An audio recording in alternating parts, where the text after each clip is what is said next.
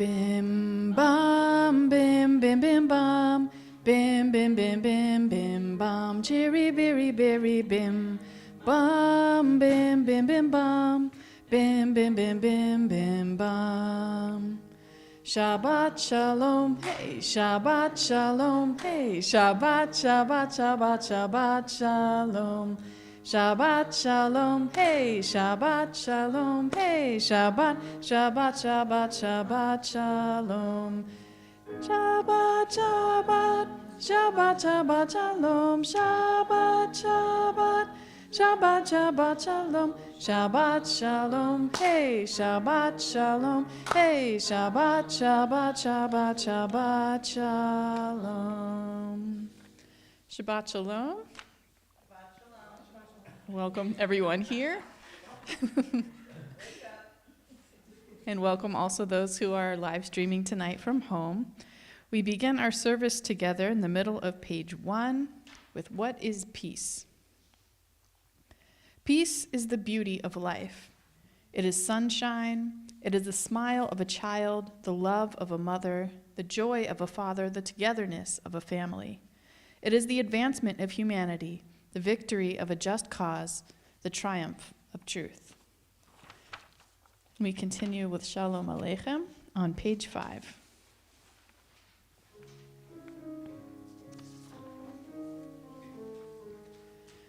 Shalom Aleichem, Malachei Asharet, Malachei Elyon, Mi Melech Malachei Amlachim HaKadosh Baruch Hu.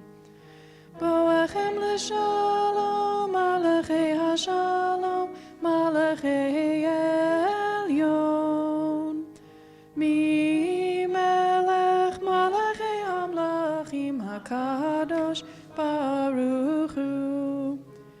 Baruch Hu ni l'shalom, Malachei HaShalom, Malachei Elyon, Mi Melech Malachei Amlachim HaKadosh Baruch Hu.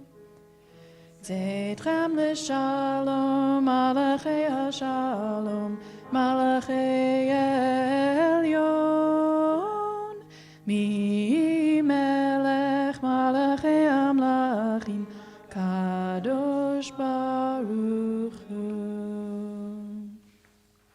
I'd like to invite up Ron Friedman to light our Shabbat candles on page 6.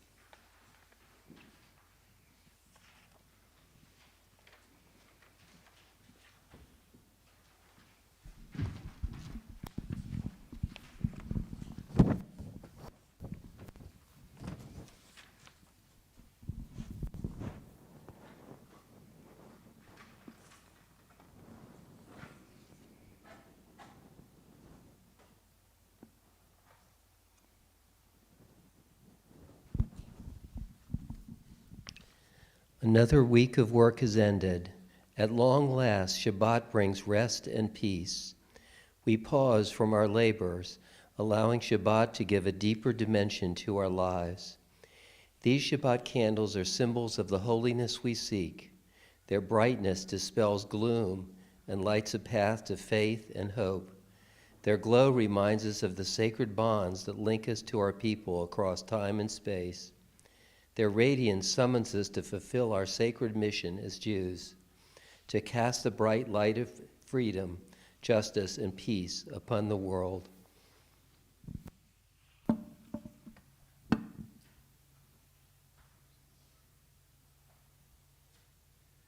Baruch atah Adonai, Eloheinu melech haolam, asher kitshanu b'mitzvotav, v'tzivanu l'chadlik ner shel Shabbat. Baruch atah Adonai, Eloheinu melech haolam, asher kitshanu b'mitzvotav, v'tzivanu lehadlik ner shel Shabbat. And at this point in our service, we think of the week that has passed, and we hold on to all the good things from this past week. So if you had an experience that inspired gratitude, if you have some good news to share, no matter how big or how small, I invite you to share that joy with the community now. Yeah, Ron? Happily, I had the birth of the first child of my cousin, Sam. Awesome. Mazel tov on your cousin Sam's first child. Anything else, maybe not as big as the birth of a child we're celebrating? So speaking of the birth of children, I'd like to say mazel tov to Allie and Darren Moorhead. Their baby girl was born this week. So she's doing well and eating already, so good. So we thank God for these blessings, including the blessing of simply being alive ourselves, with the blessing of Shehechianu at the bottom of page 6.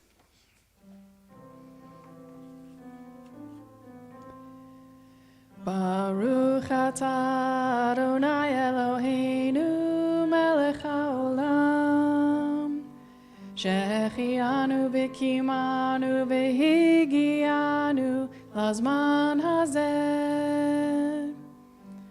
Baruch atah Adonai Eloheinu melech haolam, shehechianu v'kimanu v'higianu lazman hazeh. Amen.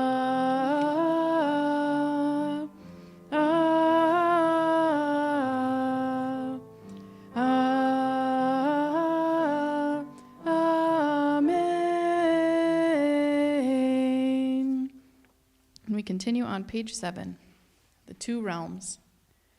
We live out our lives in two realms. There is our inner world, our ideals and moral principles, our aspirations and spiritual goals. And there is our outer world, our actions in the real world, our struggles to make a living and tend to our physical needs in a challenging and competitive world.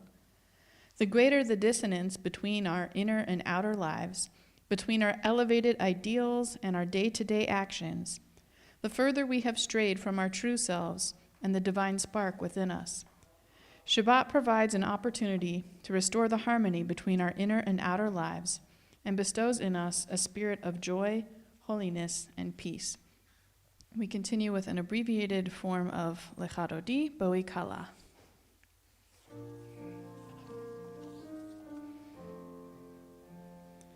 Boi Kala, Boi Kala, Boi Kala, Boi Kala. Boi Kala, Boi Kala, Boi Kala, Boi Kala. Lecha Dodi, Likrat Kala, Pene Shabbat Nekabela. Boi Kala, Boi Kala, Boi Kala, Boi Kala. Boi Kala, Boi Kala, Boi Kala, Boi Kala. Boi Kala, Boi Kala. And we continue on page 8 with the responsive reading, Finding Peace. May we find peace with those we love, growing together over time. May we be at peace with ourselves and with the labors that fill our days. May we render peace in our world with wisdom and gentle patience. May we be at peace with the source.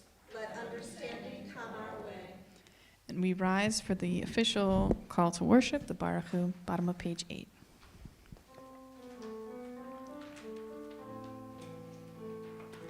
Ya la la la la la la la la. Ya la la la la la la la la. Ya la la la la la. Ya la la la la la. Ya la la la la la la la la. Ya la la la la la. Ya la la la la.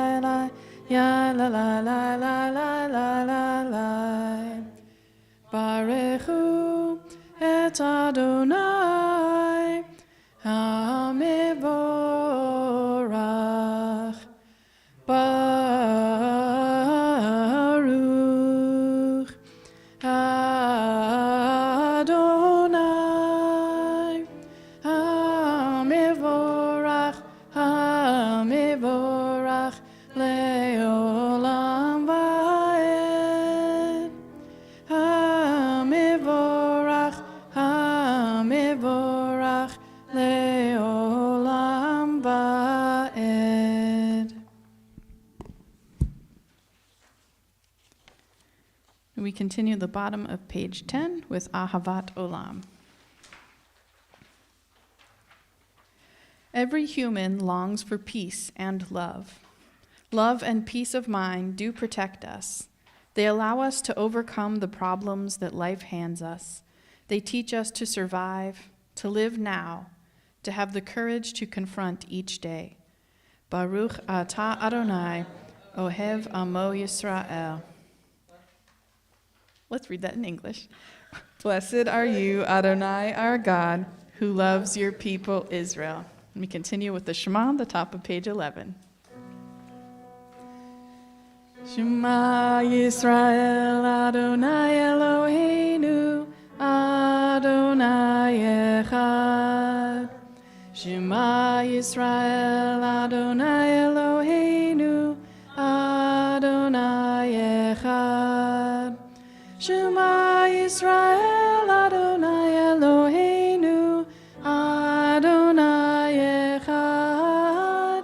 Shema Yisrael, Adonai Eloheinu, Adonai Echad. Baruch Shem Kevod Malchuto, Leolam Vaed. Baruch Shem Kevod Malchuto, Leolam Vaed.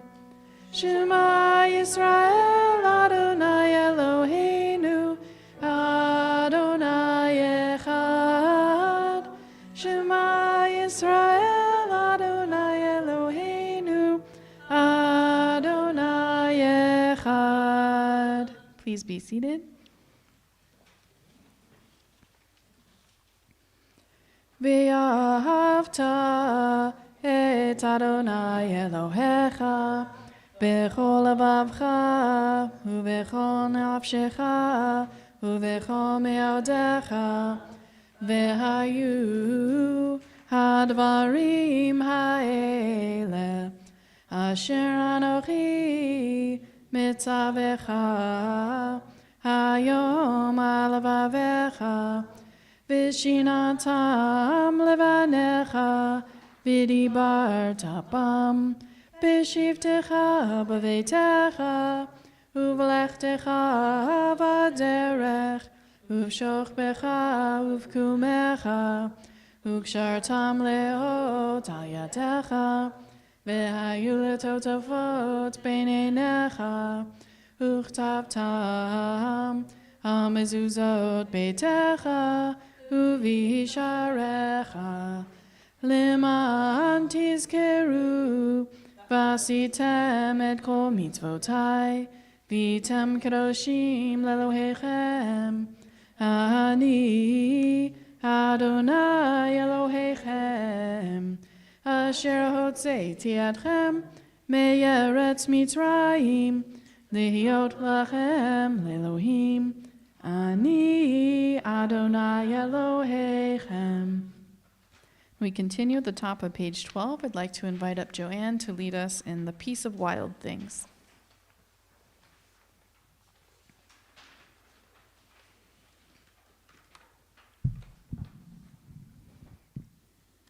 When despair for the world grows in me and I wake in the night at the least sound, in fear of what my life and my children's lives may be, I go and lie down where the wood drake rests in his beauty on the water, and the great heron feeds. I come into the peace of wild things who do not tax their lives with forethought of grief. I come into the presence of still water, and I feel above me the day blind stars waiting with their light for a time I rest in the grace of the world and am free. Thank you. And we continue with Micha Mocha, bottom of page 12.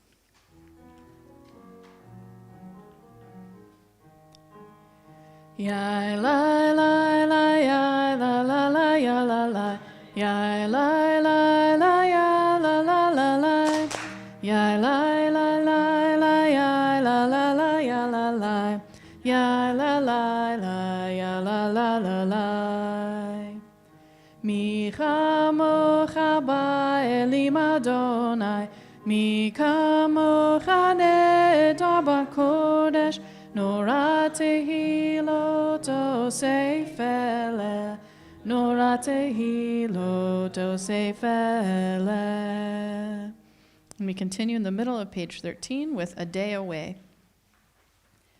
Every person needs to take one day away, a day in which one consciously separates from the regular stresses of life.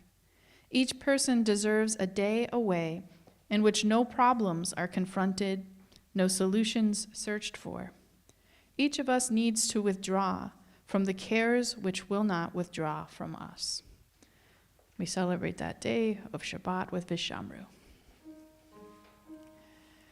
Vishamru v'nei Yisrael et ha-Shabbat Lasot et ha-Shabbat ledorotam berit olam Vishamru v'nei Yisrael et ha-Shabbat Lasot et ha-Shabbat ledorotam berit olam Beini uvein b'nei Yisrael Oti leolam, oti leolam, Vishamru v'nei Yisrael et ha-Shabbat, Lasot et ha-Shabbat, ledorotam berit olam. Ki sheshet yamim asa Adonai, et ha-shamayim v'et ha'aretz v'shamru v'nei Yisrael et ha-Shabbat Lasot et ha-Shabbat ledorotam berit olam Uvayom hashvi Shabbat v'nafash Shabbat v'nafash Shabbat inafash v'shamru v'nei Yisrael et ha-Shabbat Lasot et ha-Shabbat ledorotam berit olam. Together we offer a prayer of gratitude for all that is holy in our lives. God needs no words, no English or Hebrew, no semantics and no services, but we need them. Through prayer, we can sense our inner strength, our inner purpose, our inner joy, our capacity to love. And as we reach upward in prayer, we sense these qualities in our Creator. To love God is to love each other, to work to make our lives better. To love God is to love the world that God created and to work to perfect it. To love God is to love dreams of peace and joy that illumine all of us and to bring that vision to life. Please rise for our central prayer, the Amidah, page 14.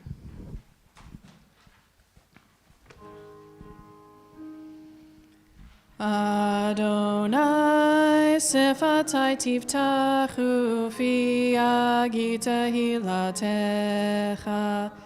Adonai, open up my lips that my mouth may declare your glory.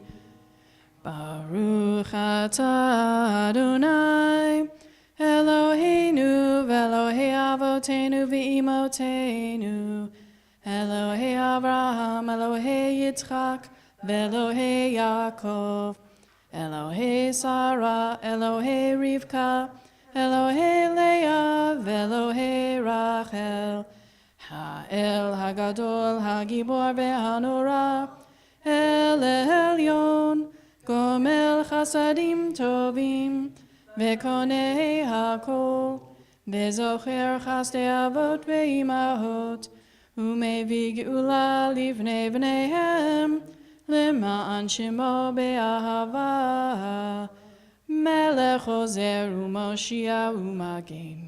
ברוך אתה אדוני, מגן אברהם ועזרת שרה. אתה גיבור לעולם אדוני, מחיי הכל אתה רב להושיע. מכלכל חיים בחסד, מחיי הכל ברחמים רבים. סומך נופלים ורופא חולים, ומתיר אסורים, ומקיים אמונתו לשני עפר. מי כמוך בעל גבורות, ומידו מלך, מלך ממית ומחיה, ומצמיח ישועה, ונאמן אתה לחיות הכל. ברוך אתה אדוני, מחיי הכל. Please be seated. We continue with a quiet moment for personal prayer or reflection.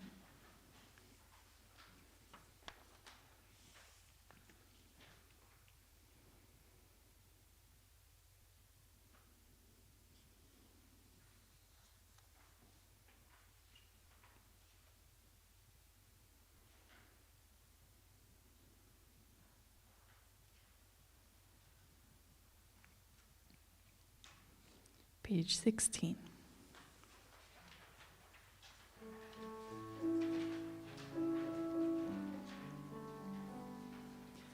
Shalom Rav al Yisrael Amcha, Tasim Leolam. Shalom Rav al Yisrael Amcha, Tasim Leolam.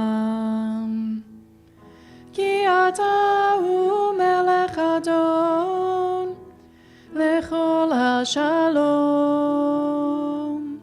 Ki ata hu melech adon, lechol hashalom. Shalom Rav al Yisrael amcha, tasim leolam.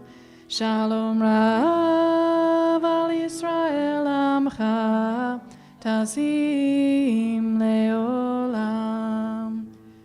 V'tov beinecha levarech et amcha Yisrael bechol עת ובכל שעה בשלומך.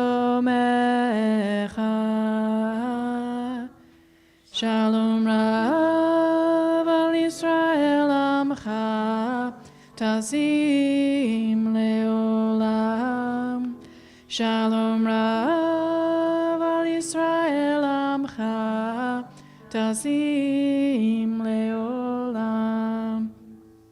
תשים לעולם. תשים לעולם.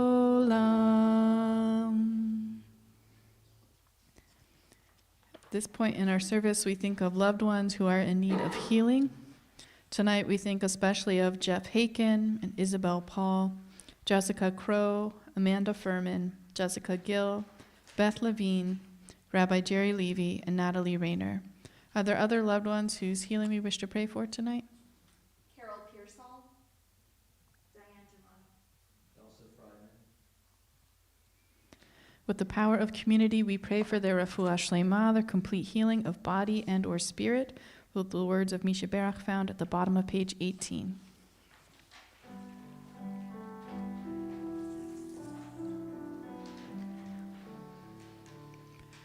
Misha Berach Avotenu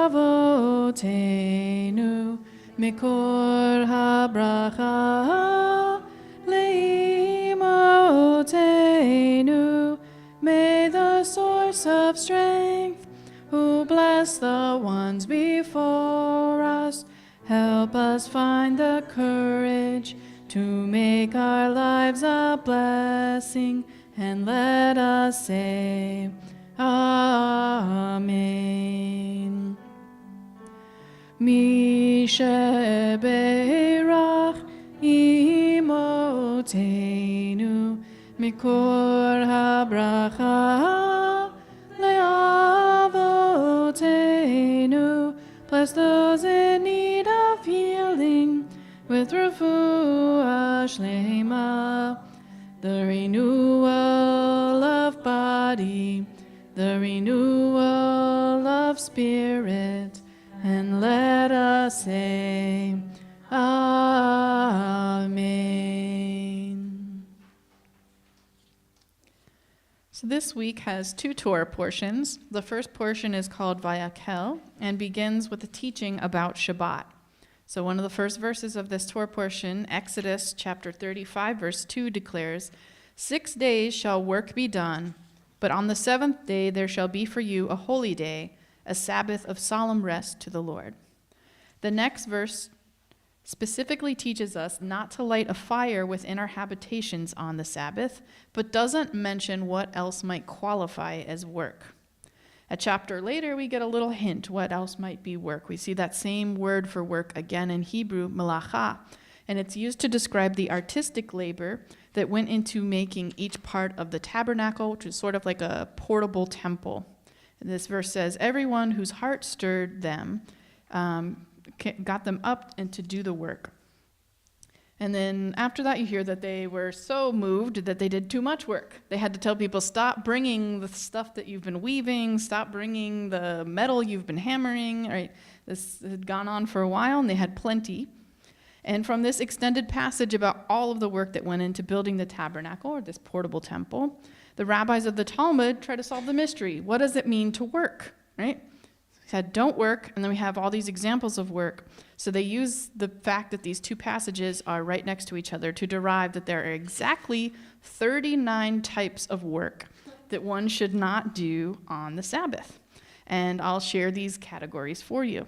So the 39 categories of work include carrying stuff, burning, extinguishing, finishing, writing, erasing, cooking, washing, sewing, tearing, knotting, untying, shaping, plowing, planting, reaping, harvesting, threshing, winnowing, selecting, sifting, grinding, kneading, combing, spinning, dyeing, chain stitching, warping, weaving, unraveling, building in general, demolishing in general, trapping, shearing, slaughtering, skinning, tanning, smoothing, and marking. So a lot of textile work. We have categories around that. So tonight I'd like to have a discussion, and Jack, I don't know, do you want to be our microphone assistant?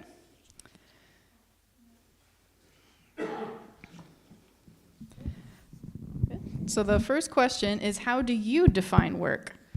How would your definition of work be similar or different from the definition that we were given by the rabbis of the 39 different categories of work? So what does work mean to you? And there's no right or wrong answers anyone can share. I'd love to hear from a variety of ages, people who work for an income, people who do homework, people who are retired.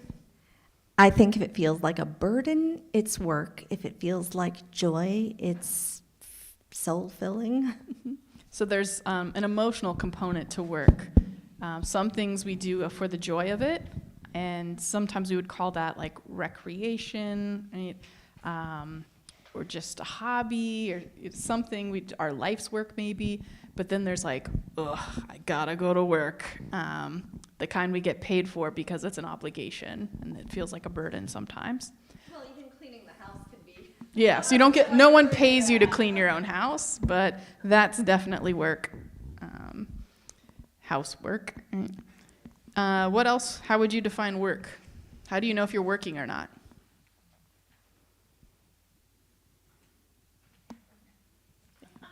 Sanita? Thank you. I was told today that I did not complete my work for not finished drying the clothes. So as a parent, I have work like obligation, and then I have another obligation to my child by completing a task. So work to me is that you have to complete a task by a certain time frame.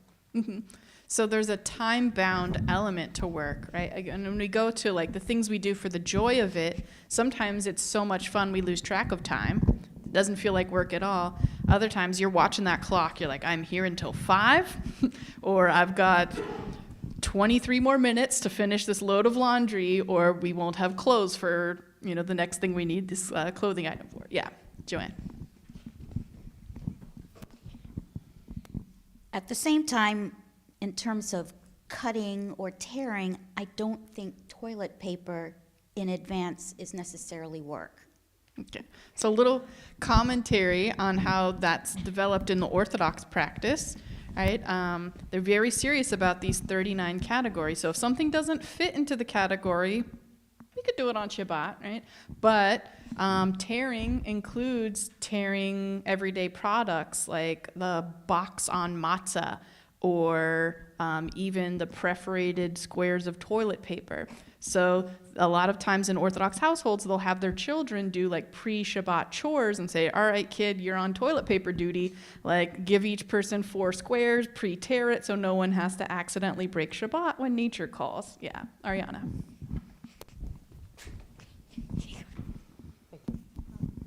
I think as like a counterpoint, though, as like somebody who struggles with disability, needing to ask for help and asking others to do work for me, it's something that is not something maybe someone considers as like a lot of effort or work, but when it becomes that, it definitely feels like a lot of work to be putting effort into things. For me, work has become like the activities of daily living, which sometimes can be frustrating to me. And I definitely think it's something that doesn't look like, it's what we were talking earlier about, like the work around the house and how that isn't compensated and such. And I do think that is definitely a distinction that is lost sometimes, I feel, when it comes to a lot of work that is not valued, but is still very important to do.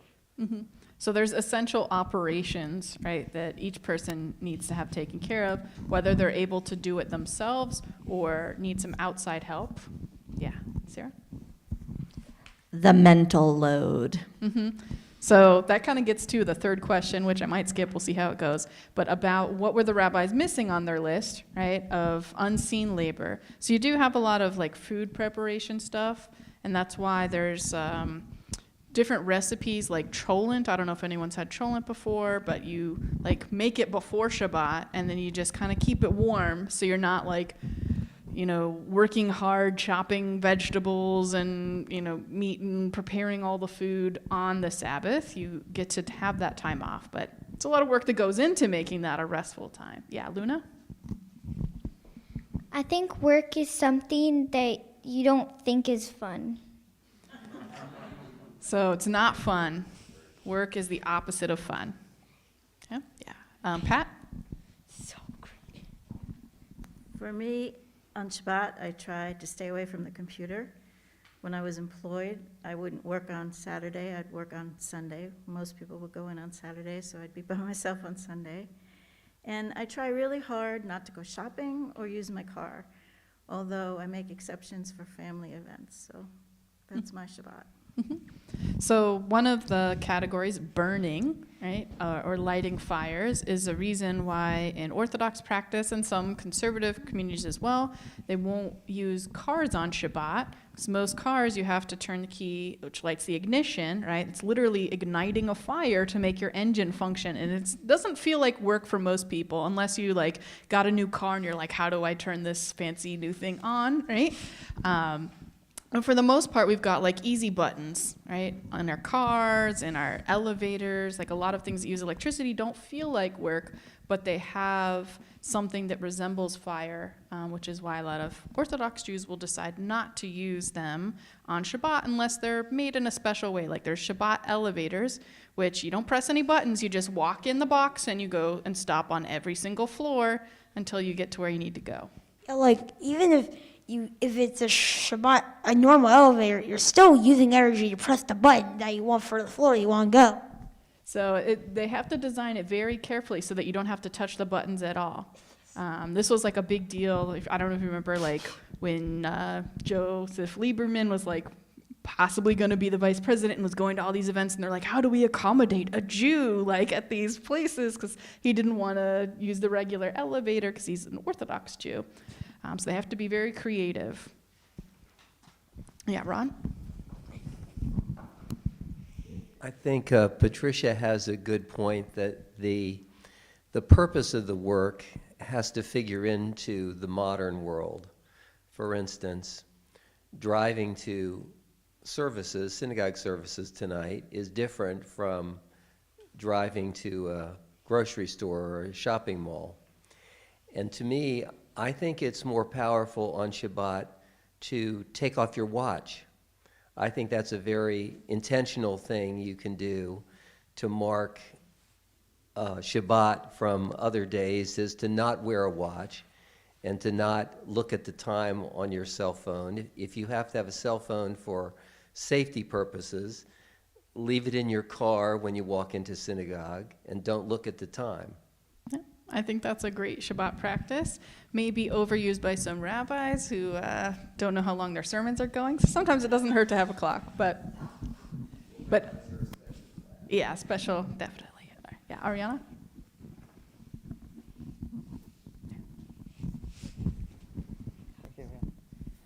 I think I have like some more thoughts.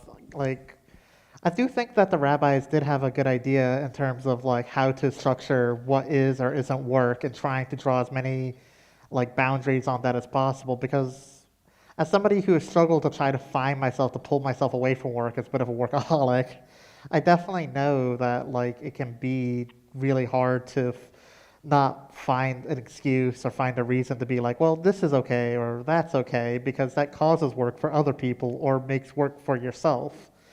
And I do think that's maybe in some cases it feels like really obtuse or really overwhelming, but I do think that a lot of the effort that goes into it is really thought about and really thoughtful, because it gives me perspective on things that I wouldn't consider work otherwise. But in other cases, yeah, especially as, like I mentioned before, disability, where it's like, yeah, moving a bench and drawing a trough through the ground, it might not feel like work, or moving a bicycle, but like for people who can't do those things, like physically, it's a lot of work.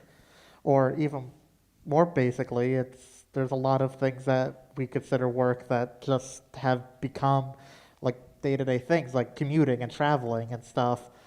And a lot of the rules around that make a lot of sense to me as somebody who struggles to like stay grounded in a sense of home and community. And I do think it's important to keep the perspective that like there was a reason, and there still might be a reason to keep the spirit of a lot of these things, even if they don't quite make the same amount of sense. Mm-hmm. So we might define work a little bit differently today. There's just whole categories of work, like responding to an email from your boss, right? That the rabbis from 2,000 years ago couldn't have fathomed, right? What is email, right? They barely sent letters. No one could afford the parchment to write things down. Only like really wealthy people got to record anything. So we've really understood work differently. So they're very focused on outward observable tasks. And a lot of what's come up in our discussion tonight is about the inner experience. How much joy and fulfillment are you getting from an activity? Does it feel like a burden that's oppressing you and keeping you from appreciating the joy of life?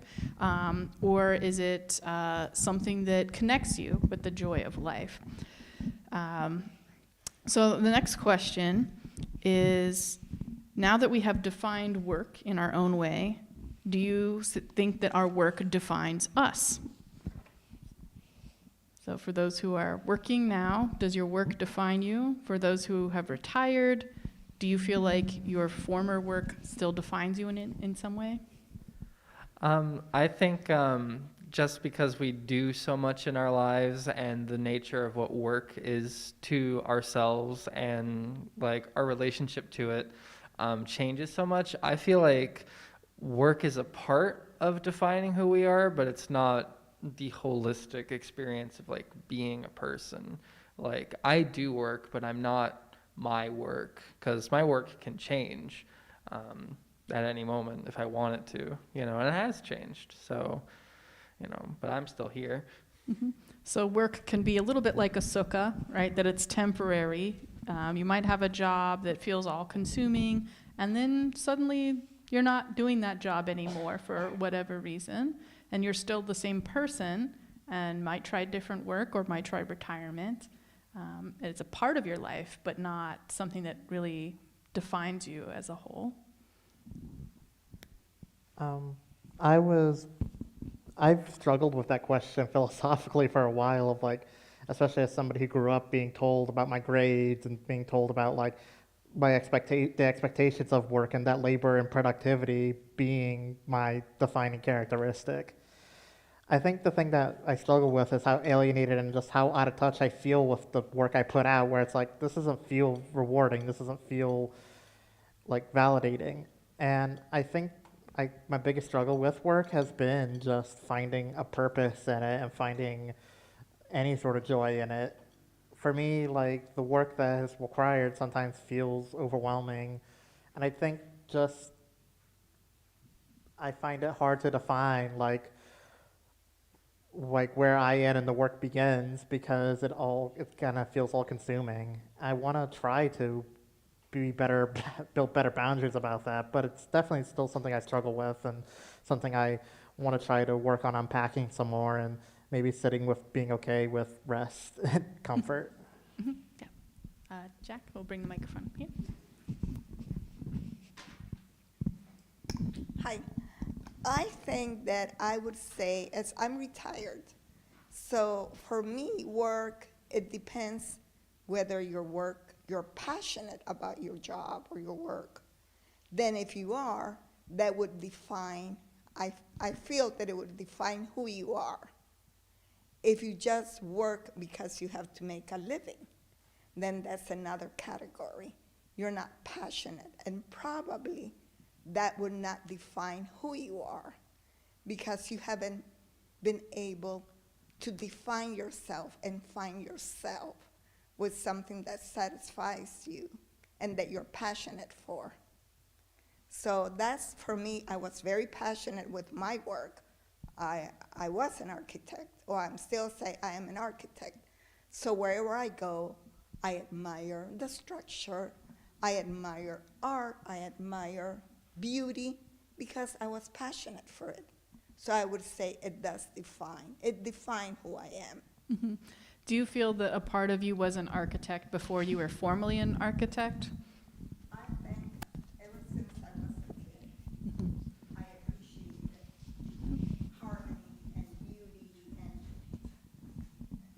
and all that kind of stuff. So. Yeah. Oh, that's okay.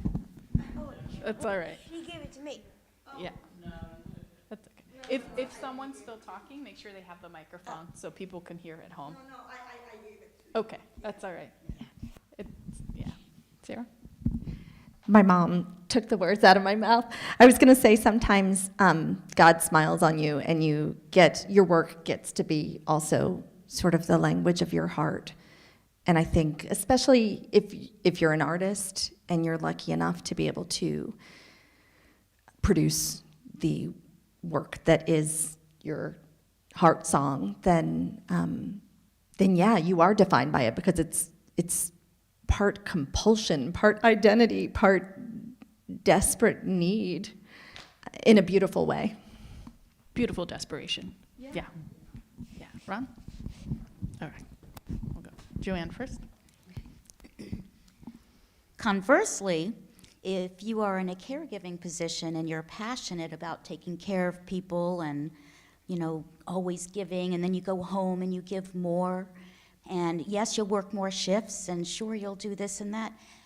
I mean, at what point is your are you not practicing goodness to yourself and grace to yourself and peace to yourself? So I think at some point you have to say, my job as a caregiver cannot define me, otherwise it will hurt me, and you have to find a way to separate your passion, your work for taking care of other people, and learn to focus on yourself and your family. So part of it could be a matter of degree and setting boundaries. Something can be a really important piece of your life. It could be caregiving as a nurse in a professional setting. It could be caregiving as a parent, right, where no one's really paying you to do that kind of caregiving.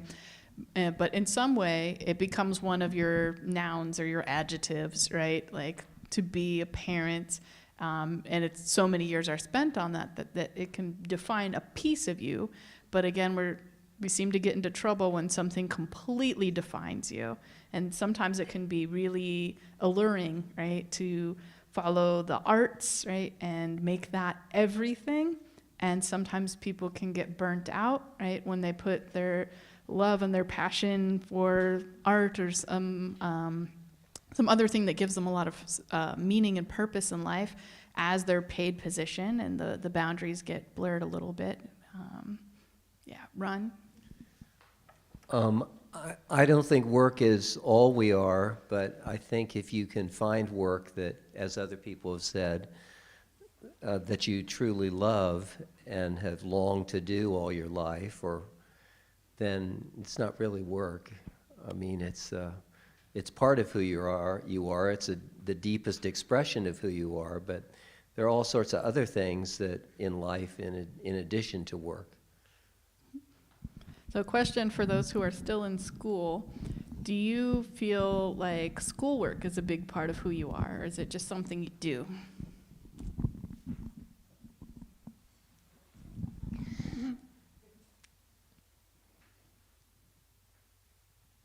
It's just hard. So getting back to that burden thing. Not easy, not fun sometimes. Yeah, I would agree with her, but depending on the grade you're in, it will get easier or harder. So some years, maybe first grade's not so bad. Yeah, like first grade would not be as hard as, let's say, 12th. Mm-hmm.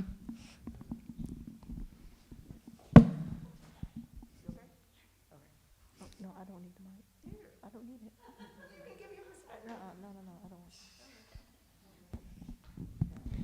All right. Any other thoughts on work and Shabbat that you haven't had a chance to share yet? Especially someone who hasn't spoken much before?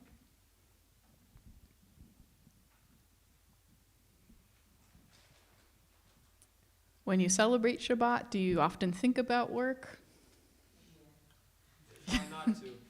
Yeah. So try not to think about that pile of homework or the laundry that still needs to be done or the boss and what they're asking you to do. Yeah, Sarah? I think it's more about intentionality and setting aside intentional space than it is about work or not work for me, if that makes sense. It's about like making sure that there is space intentionally carved out. Mm-hmm.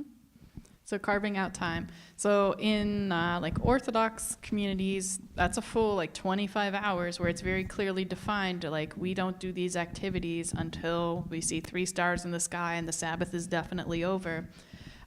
But in the modern world where we often have to work many, many hours just to keep a roof over our heads, or where we've been lucky enough to find a job that gives us tremendous sense of purpose, and it's easy to put in way above the full-time hours. It's really important to carve out some time, even if it's just an hour, right? I'm going to light the Shabbat candles, have dinner, take my watch off, right? Just enjoy the company of friends and family, to create something intentional and different from the rest of the work week. All right. So thank you for engaging in this discussion about work. I'd like to invite up Beth to share some brief announcements on behalf of the board. Thank you, Jack. Shabbat Shalom.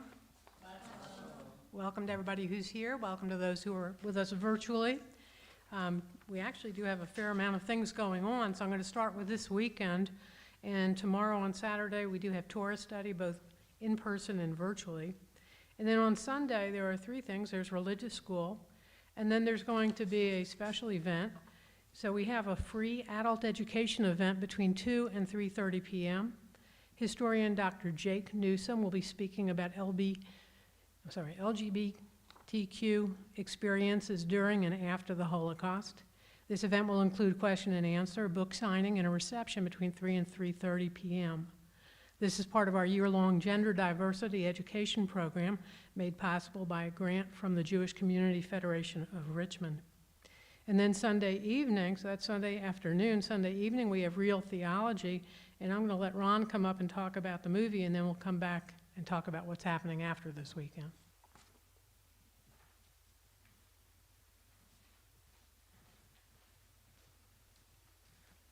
Some of you may not have heard this last week, but on Sunday night we're showing Shiva Baby.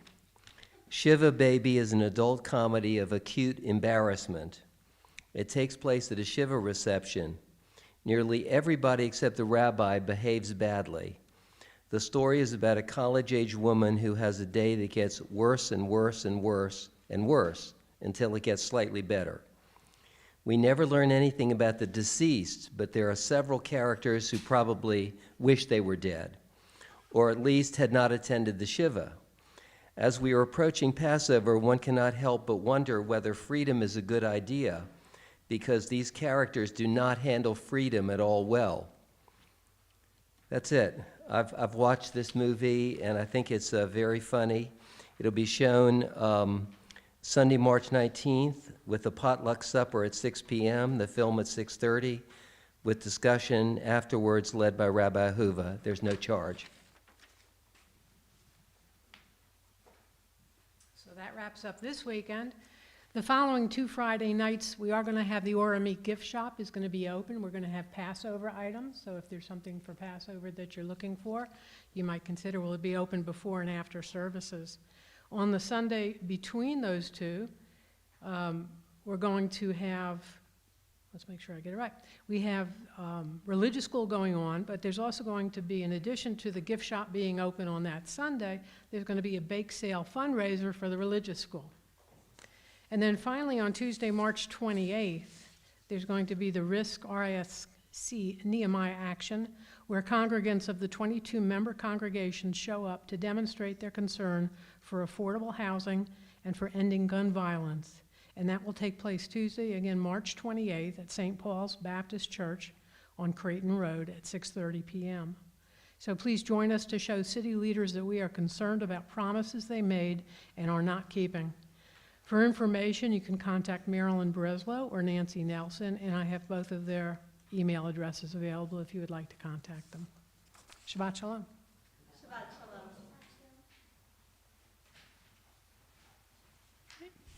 Thank you, Beth. And we continue our service on page 20 with Aleinu. Please rise for the Aleinu prayer. Aleinu leshabeach ladon hakol, latet gedula leoter breshid, shelo asanu kegoye haratot, velo samanu kemishpechot adama, shelo sam chelkenu kahem, vegor alinu kechol hamonam, va'anachnu korim, umishtachavim umodim, lifnei melech chei hamlachim, HaKadosh Baruch Hu, v'ne'emar, v'haya Adonai, lemelech al kol haaretz, bayom hahu, yihye Adonai echad, u'shemo,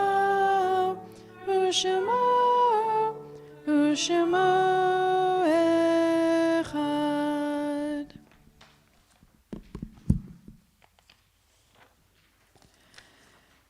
This point in our service, we think of loved ones who have passed away recently or at this time in years past.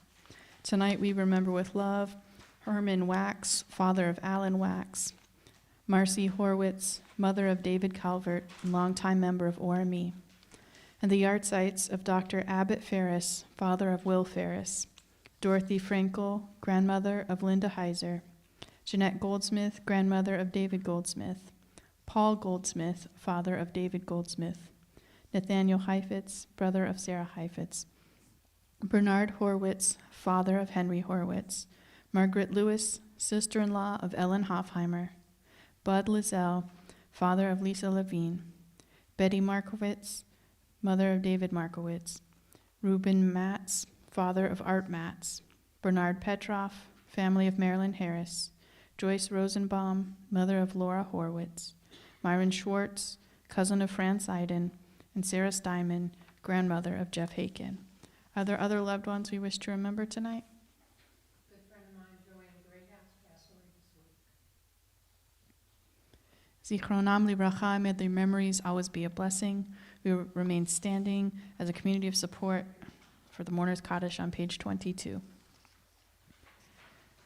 Yit Gadal, V'yit Kadash, Shemei Rabbah, B'alma Divrach, Hirute, V'yamlich Malchute, B'chayechon, Uvyomechon, Uvchaye Dechol Beit Yisrael, Ba'agala, V'izman Kariv, V'imru, Amen. Yehe Shmei Rabbah, Mevarach, Le'olam, Olamei, Almaya, Yit Barach, V'yishtabach, V'yit Pa'ar, V'yit Romam, V'yit Naseh, V'yit Hadar, V'yit Alev, V'yit Halal, Shemei Dekudesha, Brichu, Le'ela, Mikol, Birchata, V'shirata, Tush Bechata, V'nechamata, Da'amiran Be'alma, V'imru, Amen. Yehe Shlama Rabba Min Shemaya, V'chayim Alenu V'al Kol Yisrael, V'imru, Amen. Oseh Shalom Bimromav, Hu Ya'aseh Shalom, Alenu V'al Kol Yisrael, V'imru, Amen. May the source of peace send peace to all who mourn, and may we be a source of comfort for all who are bereaved. And let us say, Amen. Please be seated. We conclude our service tonight on the bottom of page 23 with Od Yavo Shalom Aleinu.